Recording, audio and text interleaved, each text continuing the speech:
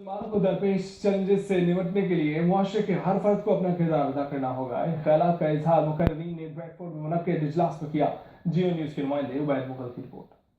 مسلم community کو درپیش challenges اور ہمارا کردار کے عنوان سے منعقد ہونے والے اجلاس سے خطاب کرتے ہوئے پیر سید زاہد حسین شاہ رضوی کا کہنا تھا کہ بدلتے ہوئے عالمی حالات کا تقاضا ہے کہ مسلم معاشرے کا ہر فرد اپنے فرائض احسن طریقے سے ادا کرے تاکہ ہم اسلام کا صحیح تصور پیش کر سکیں۔ اپنی اولاد کی اچھی تربیت کریں، اچھی تعلیم دیں، انتہا پسندی سے بچائیں، اچھے اخلاق، خود بھی اخلاق کو اپنائیں اور بچوں کو بھی اچھے اخلاق سکھائیں، اچھے طریقے سے ان کی تربیت کریں۔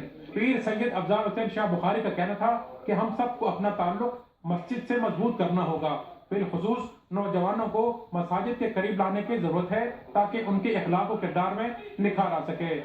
انتہا پسندی ہے، اس کا بھی ایک یہی علاج ہے کہ ہم اولیاء کاملین کے طرز پہ اپنی زندگی کو ڈال لیں تو ہماری کامیابی ہے۔ پیر سید مزمل حسین شاہ جماعتی نے کہا کہ نوجوان ملک اور ملت اور قوم کا عظیم سرمایہ ہیں۔ مستقبل ہمارا بڑا روشن ہے اگر ہمارے علماء اور ہمارے یہاں کے رہنے والے سیاستدان یہ مل کر اپنی نسل کو بچائیں۔ علامہ نثار بیگ کا کہنا تھا کہ خواتین کا کردار انقلاب برپا کر سکتا ہے۔ علامہ عظیم جی کے ہمراہ عبید مغل، جیو نیوز، بریڈ فورڈ۔